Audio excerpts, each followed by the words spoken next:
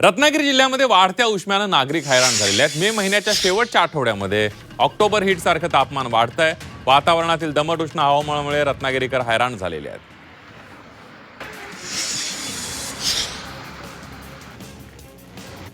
गणेशोत्सवानंतर विसर्जित होणाऱ्या पीओपी मूर्तीच्या अवशेषांची पर्यावरणपूरक पद्धतीने विल्हेवाट लावून त्यांचा पुनर्वापर करण्यासाठी मुंबई महापालिकेने प्रायोगिक प्रकल्प हाती घेतलेला आहे। यासाठी नाशिकची सेवाभावी संस्था अकर्मा फाउंडेशन यांची नियुक्ती करण्यात आलेली। या प्रकल्पावर सुमारे 20 लाख रुपये खर्च होणार आहेत। पावसाळ्याच्या पार्श्वभूमीवर अमरावती महापालिकेच्या आयुक्त वर्षा लड्डा यांनी शहरातील विविध दवाखाने आणि शाळांना भेट दिलेली आहे। यावेळेला आयुक्तांनी कामकाज, सुविधा, स्वच्छता तसंच नागरिकांना उपलब्ध करून दिल्या जाणाऱ्या सेवांचा सविस्तर आढावा घेतला। तसंच योग्य खबरदारी घेण्याच्या सूचनाही यावेळेला दिलेल्या आहेत। प्रवाशांची वेटिंग लिस्ट कमी करण्यासाठी रेल्वे मंत्रालयानं बुकिंग नियमामध्ये बदल करण्याचं ठरवलंय। यानुसार वेटिंग तिकीट जारी करण्याची संख्या कमी केली जाईल। त्यामुळे वेटिंग लिस्टमधील प्रवाशांच्या आरक्षित डब्यामध्ये बसण्याची संख्या कमी होईल। स्वच्छ सुंदर बस स्थानक अभियान अंतर्गत राज्य परिवहन भंडारा विभागानं ऐतिहासिक कामगिरी बजावली आहे। एकूण तब्बल 7 पुरस्कारांवर आपलं नाव कोरत नेत्रदीपक गगन भरारी घेतली आहे। यामध्ये तिरोडा बस स्थानकानं राज्य पातळीवर ब वर्गामध्ये प्रथम क्रमांक पटकावून भंडारा विभागानं ऐतिहासिक कामगिरी बजावली आहे। सांगलीच्या वाळवा तालुक्यातील क्रांतीवीर नागनाथ नायकवडी हुतात्मा साखर कारखान्याचे अध्यक्ष वैभव नायकवडी यांनी अखेर राजीनामा दिलाय। नायकवडींच्या राजीनाम्यासाठी वाळवा तालुक्यातील साखर कारखान्यांसमोर 42 दिवसांपासून सभासद आणि संचालकांचं धरणं आंदोलन सुरू होतं। अखेर वाढता रोष लक्षात घेऊन नायकवडी यांनी अखेर अध्यक्षपदाचा राजीनामा दिलाय। सांगलीच्या मिरजमध्ये आमदार केसरी कुस्ती स्पर्धेचं आयोजन करण्यात आलं होतं। पैलवान सिकंदर शेख यांनी आमदार केसरी किताब पटकावलाय। आमदार सुरेश खाडेंच्या वाढदिवसानिमित्त मिरजेमध्ये फारुख जमादार फाउंडेशनकडून स्पर्धेचं आयोजन करण्यात आलं होतं। पालघरमध्ये महावितरण विभागाच्या कंत्राटी कामगार संघटनेनं कामबंद आंदोलन सुरू केलंय। महावितरण विभागाच्या अधीक्षक अभियंता कार्यालयाबाहेर 350हून अधिक कंत्राटी कामगार आंदोलनात सहभागी झाले। 3 महिन्यांपासून कामगारांचं वेतन रखडल्यानं कुटुंबावर उपासमारीची वेळ आली आहे। त्यामुळे कामगारांना योग्य मोबदला देण्याच्या मागणीसाठी कामबंद आंदोलन सुरू करण्यात आलंय।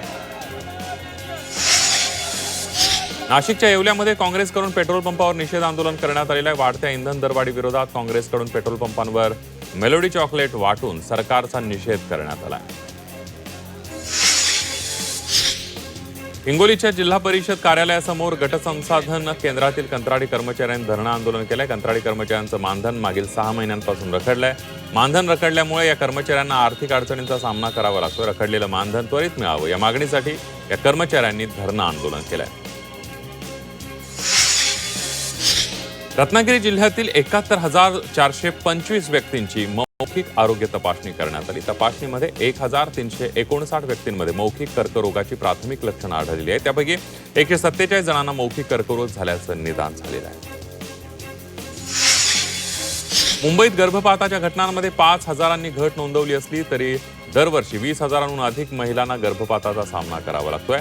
गर्भपाताचं प्रमाण 25 ते 34 वर्ष वयोगटातील महिलांमध्ये सर्वाधिक आढळतंय। 19 वर्षांखालील मुलींच्या गर्भपाताच्या घटना घटत आहेत।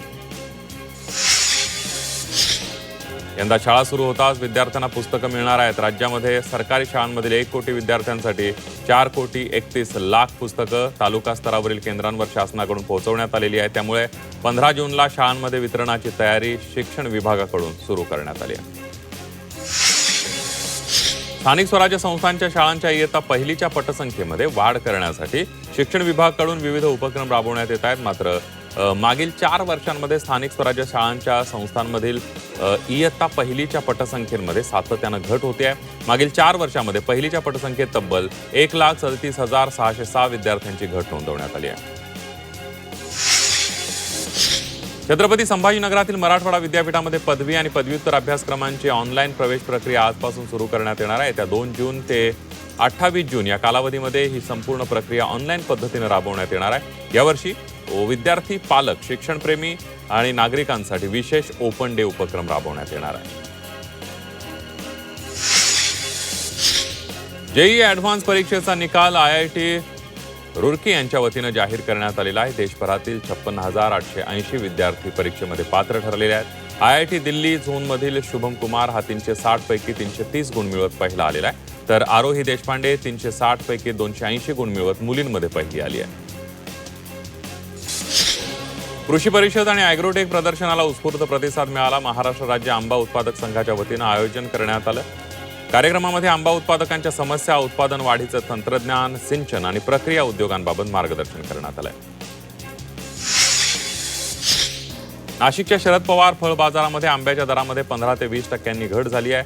कोकण, कर्नाटक आणि गुजरातमधून वाढलेल्या आवकेमुळे बाजारामध्ये आंब्याच्या दरात घसरण झाली आहे. जूनच्या दुसऱ्या आठवड्यापर्यंत आंब्यांची आवक कायम राहणार आहे. मान्सूनपूर्व पावसामुळे नांदेडमधील फळबागांचं नुकसान झालंय. गेल्या 2 दिवसांपासून वादळी वाऱ्यासह मान्सूनपूर्व पाऊस पडतोय. बागायती पट्टा असलेल्या मुदखेड तालुक्यामध्ये मोठ्या प्रमाणावर केळीचं पीक घेतलं जाते. मात्र पावसाच्या तडाख्यामुळे केळी बागा आडव्या झालेल्या आहेत. या नुकसानीची काँग्रेस खासदार रवींद्र चव्हाण यांनी पाहणी केली. यावेळेला तत्काळ पंचनामे करून मदत करण्याची मागणी त्यांनी केली आहे. छत्रपती संभाजीनगरमध्ये अचानक झालेल्या वादळी वाऱ्यानं आणि पूर्वमोसमी पावसानं हजेरी लावलेली आहे. सोसाट्याच्या वाऱ्यांमुळे सिडकोसह अनेक भागामध्ये झाडं आणि फांद्या कोसळल्या. चिकलठाणा विमानतळाचे छप्पर पुन्हा एकदा निखळतंय, तर बहुतांश शहरामध्ये वीज पुरवठा खंडित झाल्यानं नागरिकांना अंधारात राहावं लागतंय. अकोला जिल्ह्यातील तेल्हारा शहरामध्ये जोरदार वादळी वाऱ्यानं अनेक ठिकाणी नुकसान झालेलं आहे. शहरातील उंबरकार नगर परिसरामध्ये एका घरावरील पत्रे वादळी वाऱ्याच्या तडाख्यानं उडून गेल्याची घटना घडली आहे. त्यामुळे घरातील वस्तूंचं मोठ्या प्रमाणावर नुकसान झालंय. अकोला जिल्ह्यात तेल्हारा आणि अकोट तालुक्यामध्ये जोरदार पावसामुळे जनजीवन विस्कळीत झालंय. रस्त्यावर पाणी साचल्यानं ट्रक चालकाने साचलेल्या पाण्यातून वाहन काढण्याचा प्रयत्न केला असता रस्त्यावर मोठ्या प्रमाणात चिखल साचल्यानं ट्रकचा तोल जाऊन वाहन पलटी झालं. सुदैवानं अपघातामध्ये कोणतीही जीवितहानी झालेली नाहीये. साताऱ्याच्या कोयना धरणाची पाणी पातळी घटली आहे. जलसंकटासोबतच एक ऐतिहासिक ठेवा पुन्हा एकदा समोर आलाय. पाणी ओसरल्यामुळे 1952 पूर्वीच्या ऐतिहासिक जुन्या कसबा पेठ बामनोली गावचे अवशेष उघडे पडले असून हे पाहण्यासाठी पर्यटकांनी गर्दी केलेली आहे. प्रस्तावित आरापूर MIDCसाठी जमीन मोजणीचे 10 दिवसांचं उद्दिष्ट होतं. मात्र आरापूर, गवळी शिवरा आणि सुलतानाबाद इथल्या मोजणी 19 दिवसानंतर 90% पूर्ण होऊ शकली आहे. काही शेतकऱ्यांच्या विरोधामुळे उर्वरित मोजणी पुढील 3 दिवसात पूर्ण करण्याचा विश्वास MIDCच्या अधिकाऱ्यांनी व्यक्त केला आहे. कोल्हापुरात शिक्षकांकडून 25,000ची लाच घेताना महापालिका शिक्षण विभागातील अधिकाऱ्याला अटक करण्यात आली आहे. कोल्हापुरात अँटी करप्शन ब्युरोकडून मोठी कारवाई करण्यात आली आहे.